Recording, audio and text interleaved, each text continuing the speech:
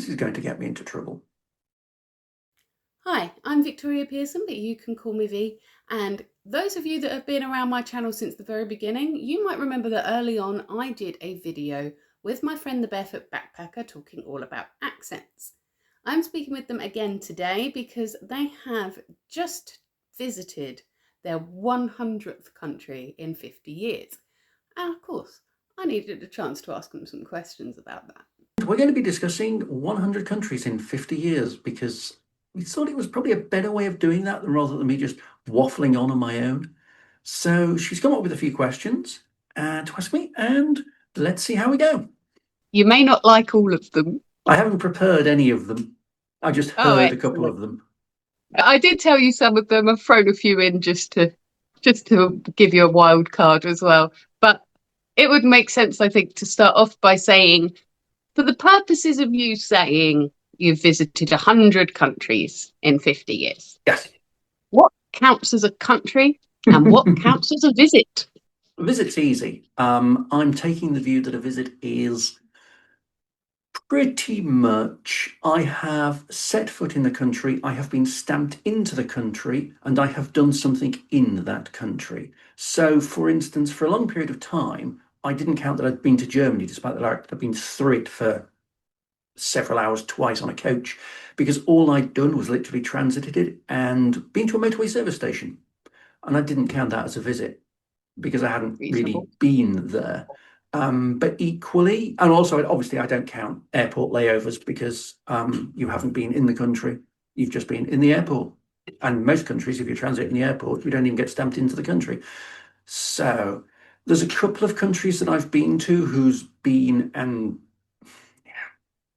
is a bit dubious. So for example, I've been to Turkey, but my trip to Turkey was basically a 13-hour layover in Istanbul. So I've been to Istanbul. I have been to a lot of the museums in Istanbul. I have eaten in Istanbul, but my entire time in Turkey has been just 13 hours in Istanbul.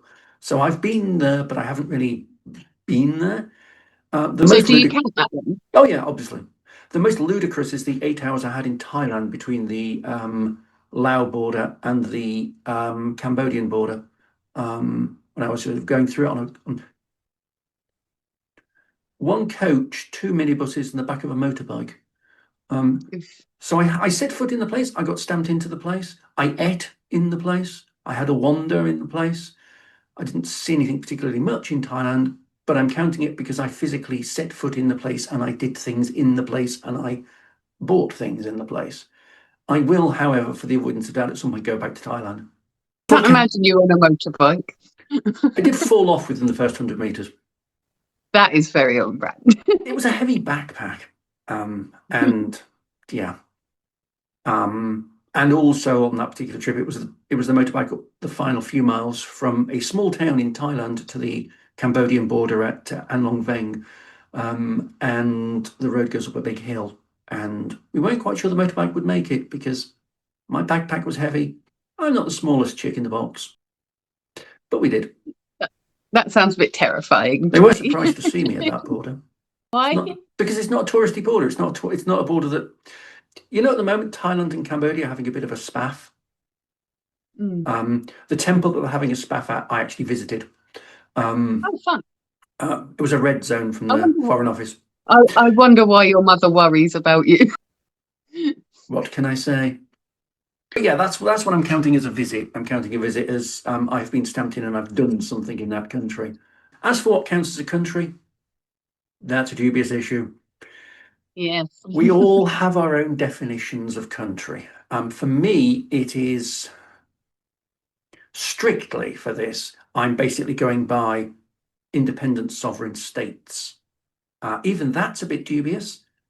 I am counting Kosovo because it's got its own entry and exit requirements, and if you go into Kosovo, that doesn't mean you've been to Serbia, because you still have to cross the Kosovo-Serbian border, and the Serbians don't like you doing that.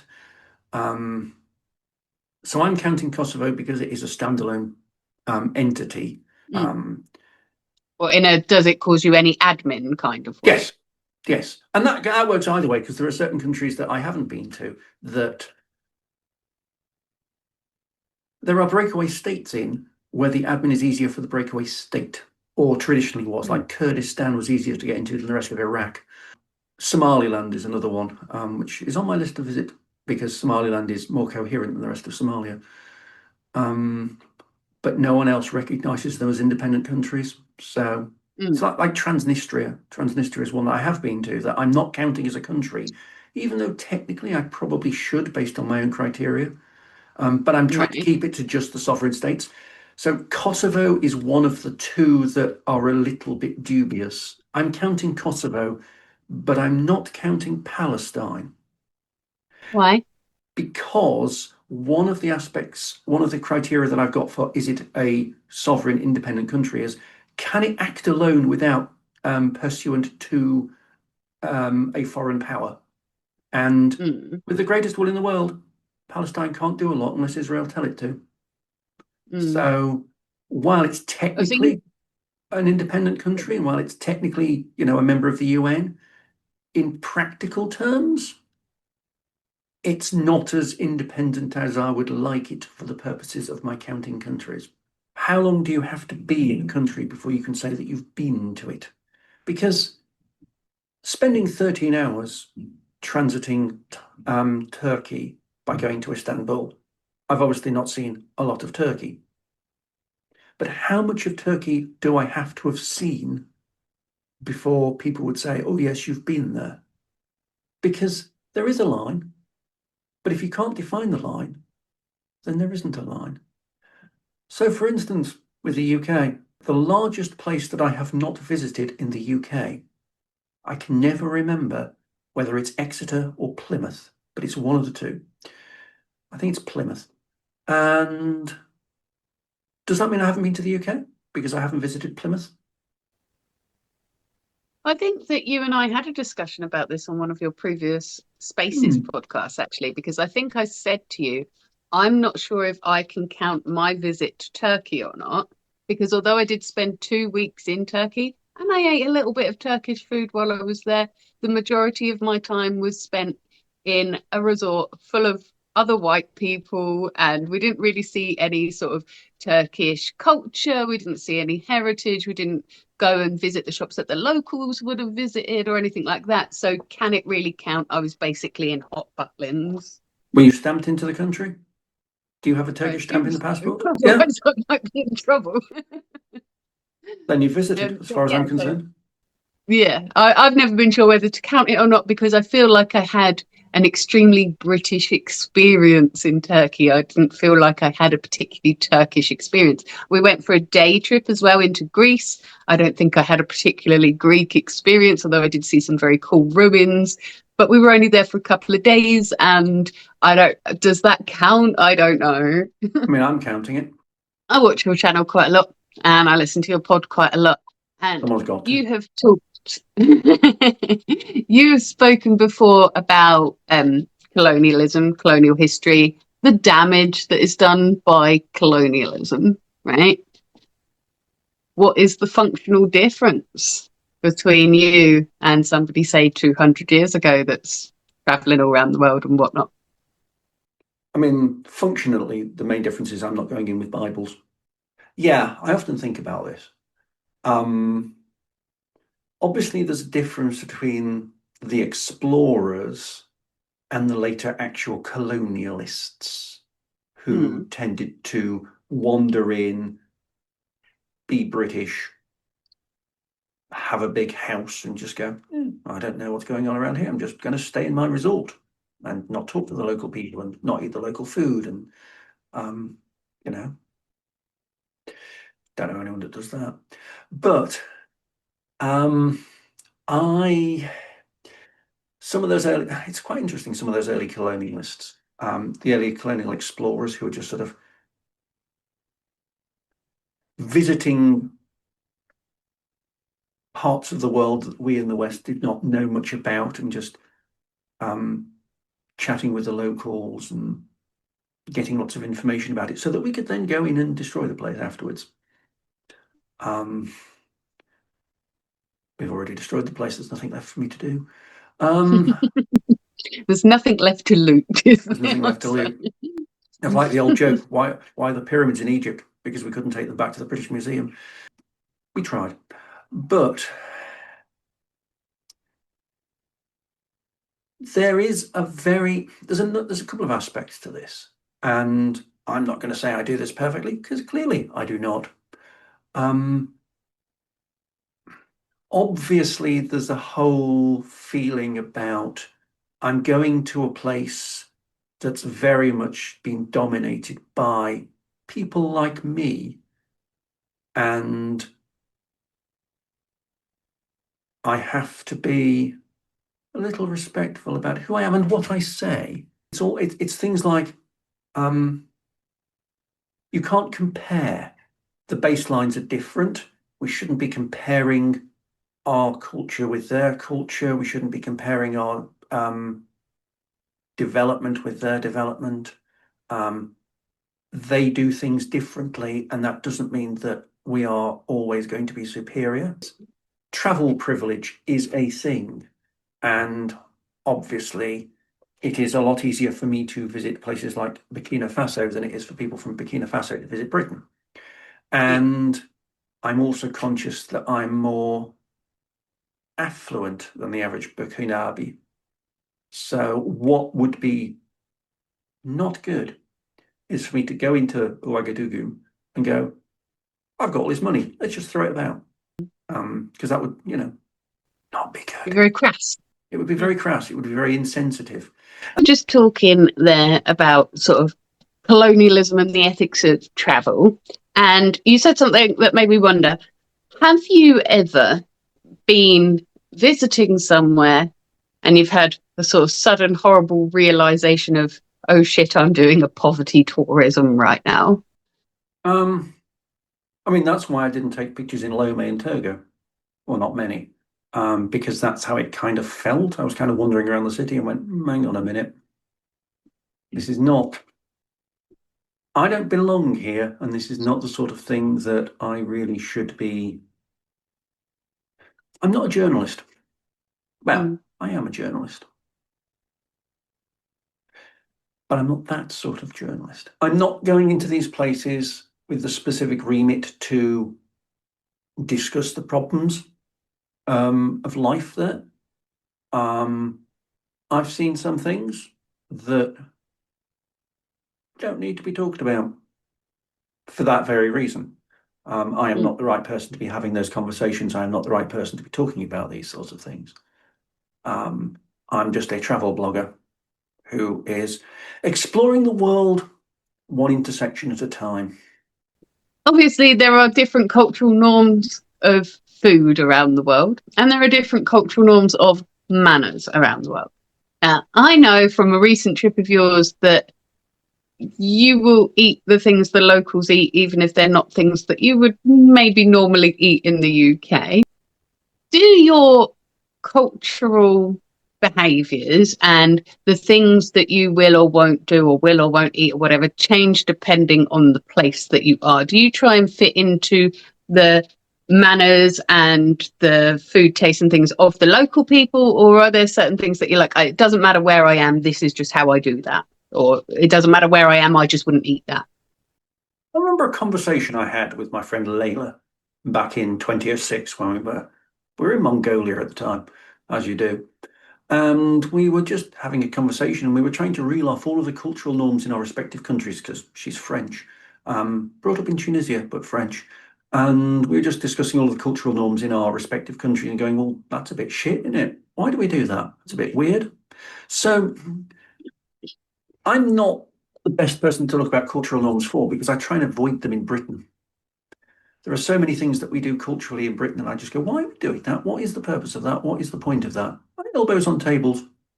I have no problems with putting elbows on tables, because that's what tables are for. That's what elbows are for. My understanding of that one is because back in the olden days, it was seen as aggressive behaviour. When you're all sitting around a table and everyone's got a knife or an axe. So it prevented fights amongst Vikings. I think a lot of table manners are just there to stop you being hit by flying bits of other people's cabbage or whatever, and that's fine. And I don't mind adapting them to wherever I happen to be at the time. But I do think for me personally, Hmm. there are certain things that I wouldn't eat, even if it was the most eaten thing in that area. Or there's certain ways that I might not behave, even if it was at the norm there. For example, you just mentioned France there, and it's my understanding, which may be completely incorrect, that topless beaches are a big thing in France, right? But if I was in France, I probably wouldn't get topless on the beach because that would feel weird for me personally. Have you had any things like that where you're like, oh, everybody's doing this thing, but that's really not something that I want or feel comfortable doing? No, I don't think so. Or at least I've never noticed because I'm kind of, oblivious to all of these sorts of things because I don't pay any attention whatsoever. It might The- be a drawback in being a travel blogger that's not a travel blogger. I have far fewer conversations with people than travel bloggers really ought to do, Mm. which is annoying when you're trying to tell stories because people make stories. I There are certainly some cultural norms are explicit, like sort of clothing requirements in temples. Mm. There's not really any way of getting around those. You wouldn't want to get around those anyway because that would be disrespectful. Yeah. There's a whole host of lesser attested cultural norms that you should be aware of, especially things like, you shouldn't turn your back on the Buddha and things like that, which is easier said than done when it's a small alcove, a small temple, narrow Yeah. door.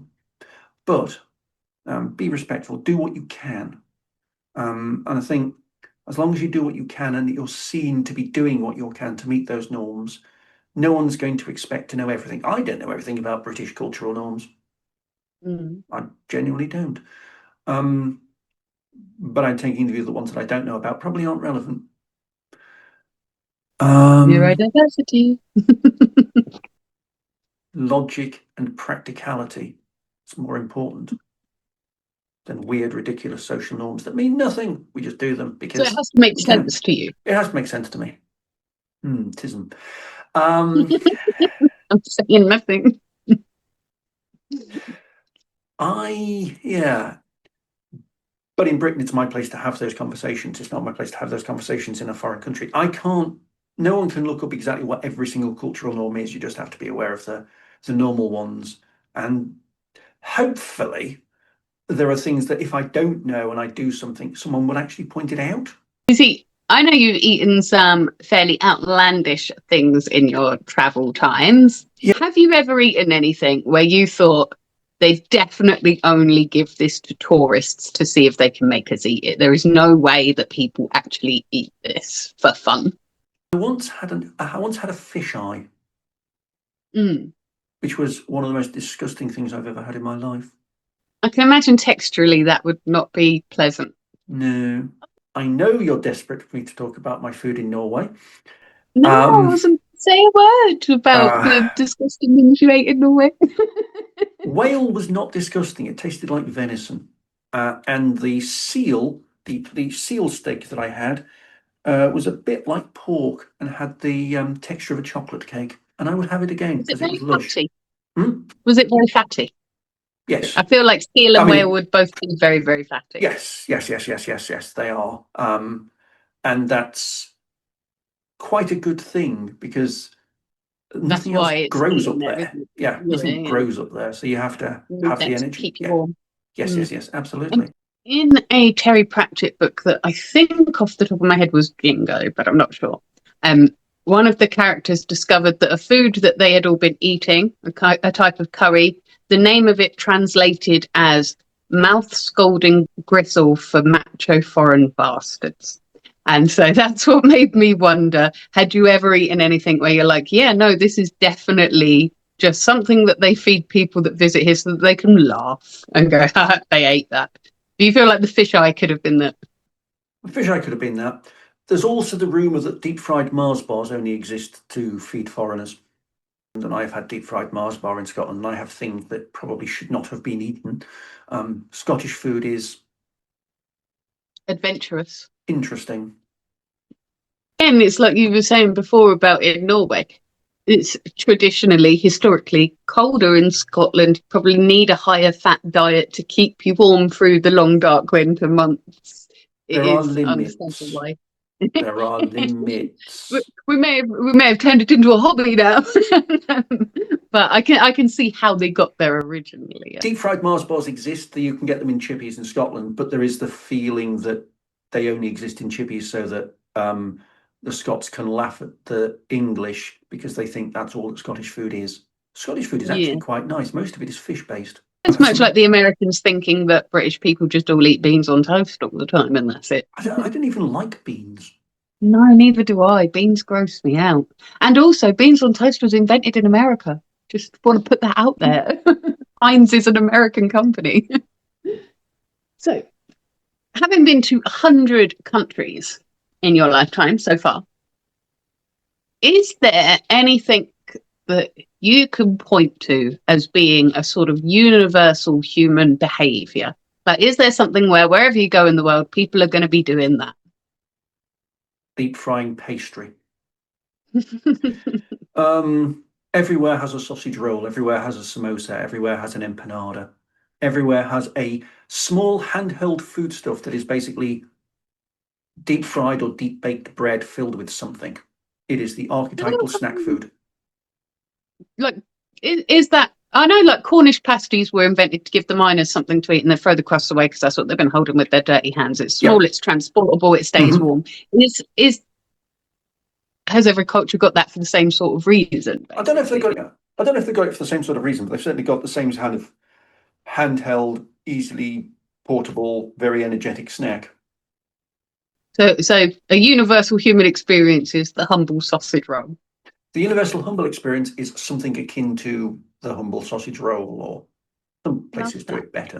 That's quite. I wasn't expecting you to come up with a food one then. The other universal thing that everyone says is that people are nicer than you think they are. I was going to say, like, because I would imagine that given that you travel to the sort of places that don't have a big shiny brochure and a hotel resort and all this sort of stuff, you go to places that are a bit more off the beaten track, a bit more beyond the brochure. Surely that means that you do have to rely on the kindness of strangers a bit more than you would if you were just going for 2 weeks in an all-inclusive resort. Awkwardly, yes. And I get social anxiety from doing it, and I panic a lot, and I go, "Oh my God, I can't do this anymore." Yeah, I mean, I've had a couple of situations where people have literally just taken me somewhere just because, "Oh my God, I need to show you this. This is exciting. This is something interesting about our town." Such as the time I had some very dodgy home brew in Bangladesh in the middle of a tea plantation, which is not something.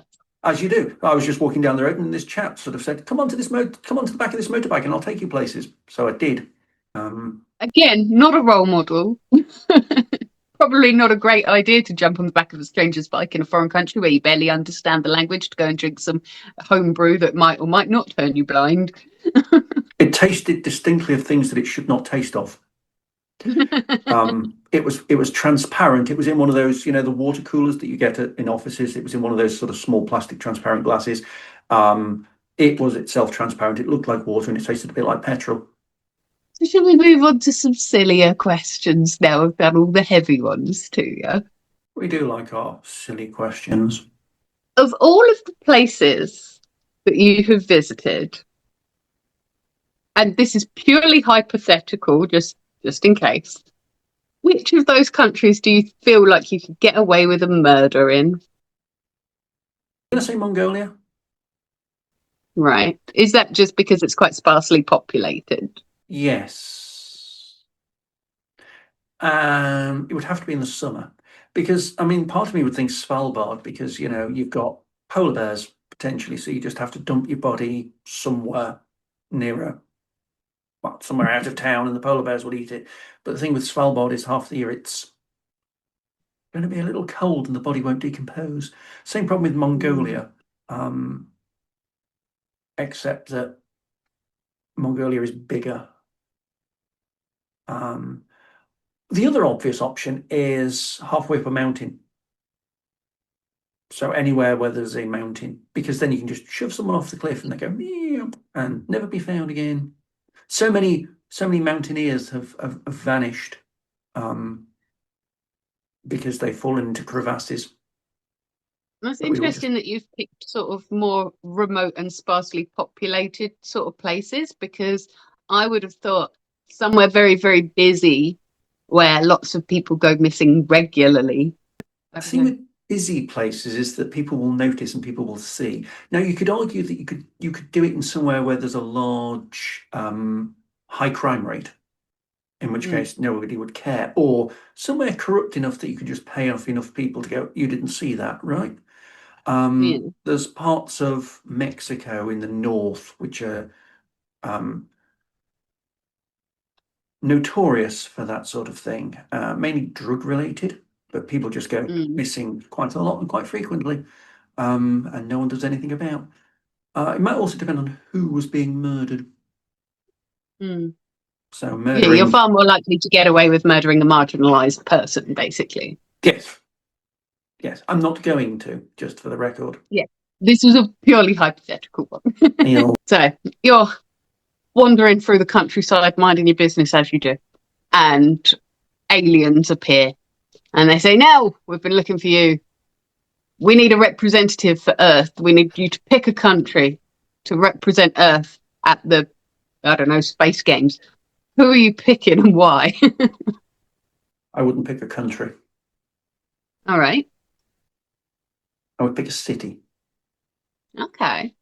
There is only one city in the world that is diverse enough to encompass the entirety of human existence. One city that is wild enough that has everything. It has all of the food, it has all of the culture, it has all of the symbolism. You can basically, all of the political opinions. One of those places where you can just walk down the street and just know that you can find any hobby, at least in theory, any, no one's going to be climbing mountains. You could have any hobby, any pastime, any political persuasion will all exist. You know where that city is? I mean, from that description, I'm thinking you're going to say New York I am again, indeed but going to say New York again. If you're going to invite aliens to go, this is the pinnacle of this is humanity in a nutshell, then I don't think there is anywhere on the planet that encompasses humanity in all of its diverse forms, in all of its diverse ways, in all of its habits, in all of its hobbies, in all of its cultures, in all of its opinions, in all of its food, than New York does. I mean, I might advise the aliens to stay off the subway in New York. Oh no, absolutely not. Absolutely You think not. that's a definite part of the human experience? Absolutely, it's a very definite part of the human experience. If you want to know what humans are like, pretty much everything. It's not everything in the world, but it's of all the places in the world, it's probably the one that encompasses most of it, and that includes the subway.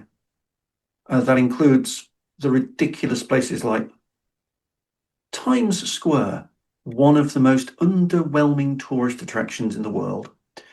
Um, but it, Can't be worse than this point, but yeah. I mean, Nest Point doesn't try to be anything other than what it is. Yes. No. e- Everything is in New York. Everyone is in New York, in representative of the world. It's like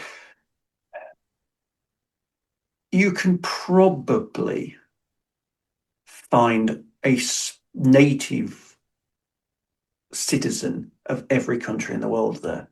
Someone tried it with London. I think they missed out on like 3 or 4 countries, but I think you can probably find some representative of every country in the world there. You could probably find some representative of more languages in the world there than anywhere else of its size in the And world. probably also all genders, sexualities, various different disabilities, like all that sort of thing you could probably find in New York as well. Yes, absolutely. There's a reason And why New various religions and there's a yeah. reason why New York has so many scenes. It's because it's got so many Mm. people to have scenes. Well, it's been So nice to yeah, chat. It's been I was going to say thank you very much for having me on your podcast again. For somebody that doesn't actually have a passport, I'm becoming a bit of a frequent flyer on travel podcasts at the moment. I'm vicariously doing it through you. It's fine. absolutely, and we appreciate it. So if you were really into that conversation, wishing there was a little bit more of it, the full conversation, which ended up being about an hour and a half long, I think, is on the Travel Tales from Beyond the Brochure podcast. It's on all the podcasting services, but I will try and remember to link to it as well. I'll also give you a link in the description to the Barefoot Backpackers website so you can check out their travel blog, and also to their YouTube so you can have a look at their tiny travel tales shorts as well. I will be here on Monday talking about something, no idea what yet, but either way, I will be here Monday morning, 6 a.m. UK time, talking about something. And if you can't wait until then to see me again, I will be here every single morning in your shorts, taking a great big deep breath, letting you know what I'm grateful for. Sometimes I'm letting you know what's challenging me that day, but I'm trying to steer away from that. We're trying to foster the attitude of gratitude over here. And I'm also here on a Witchy Wednesday doing an intuitive tarot card pull for you as well. As always, if you would like a private reading for me, you can book me on my Ko-fi for a one-to-one, short or long form reading. We suit a lot of budgets around here. Let me know your problem and I will do my best to help you out. So like and subscribe, or don't. I'm not your mum, and either way, you have yourself a magical week.